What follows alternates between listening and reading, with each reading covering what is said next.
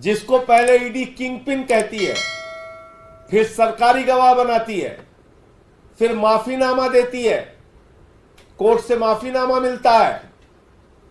जब वो शरद रेड्डी जो 60 करोड़ रुपए की रिश्वत भारतीय जनता पार्टी को देता है, जब वो शरद रेड्डी कोर्ट के पास पहुंचता है कि हुजूर मुझे अपने कंपनी के काम से या किसी और काम से विदेश की यात्रा करनी है, हमें विदेश जाने की स्वीकृति दी जाए, तो ईडी ने क्या कहा? ये 14 अप्रैल को एक अंग्रेजी दैनिक अखबार में छपी हुई प्रमुख खबर है। 14 अप्रैल को आज की खबर है, आज के दिन की खबर है, जरूर पढ़िएगा इसको।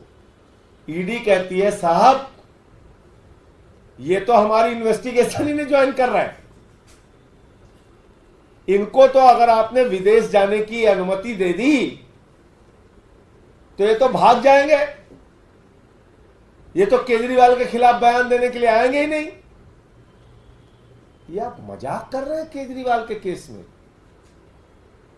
आपने एक मुख्यमंत्री को गिरफ्तार करके जेल में डाल दिया, जिस सरकारी गवाह को आपने माफी दिलवाई, जिस सरकारी गवाह के बयान पे आपने मुख्यमंत्री की गिरफ्तारी की, उसी सरकारी गवाह के विदेश यात्रा की विरोध आप कर रहे हैं और ये कह रहे हैं कि ये तो आ ही नहीं रहे हमारे संबंध देने पे।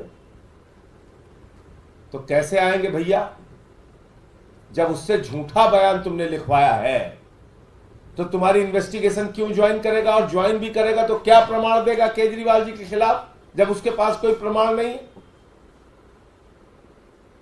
तो मैं समझता हूं माननीय सर्वोच्च न्यायालय को अपनी सुनवाई के दौरान इस बात को प्रमुखता से संज्ञान में लेना चाहिए कि कैसे फर्जी बेबुनियाद मामला बनाया गया।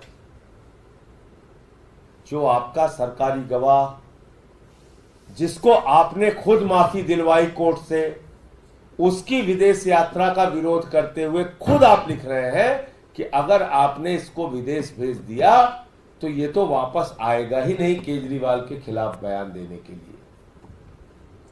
ये हमारे संबंध में नहीं आता हुजूर, ये हमारे ईमेल करने पे, हमारे बुलाने पे नहीं आता। ये मैं नहीं, ये खुद ईडी के अधिकारी उसके विदेश यात्रा की विरोध करते हुए कोर्ट के सामने कह रहे हैं। अब मेरे ख्याल से बताने को कुछ है नहीं कि कितना फर्जी मामला है ये।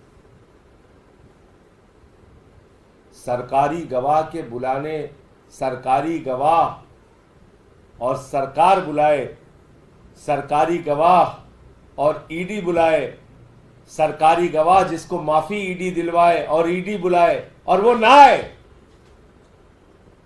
इसके पीछे का रहस्य आप लोग बहुत अच्छी तरीके से समझ सकते हैं। क्यों? क्योंकि झूठा बेबुनियाद बयान उससे लिया गया और अब उसको जब लग रहा है कि सम्मन कर करके ईडी हमें बुला रही है और बहुत सारे प्रमाण और मांगेगी, तो उसके पास कोई प्रमाण तो है नहीं। तो ईडी कह रही है भाग जाएगा और केजरीवाल के खिलाफ बयान देने के लिए आएगा नहीं। तो जो 2-4 झूठे बयान मैं इससे और लिखवा सकता था, जो 2-4 झूठे बयान ईडी और इससे ले सकती थी,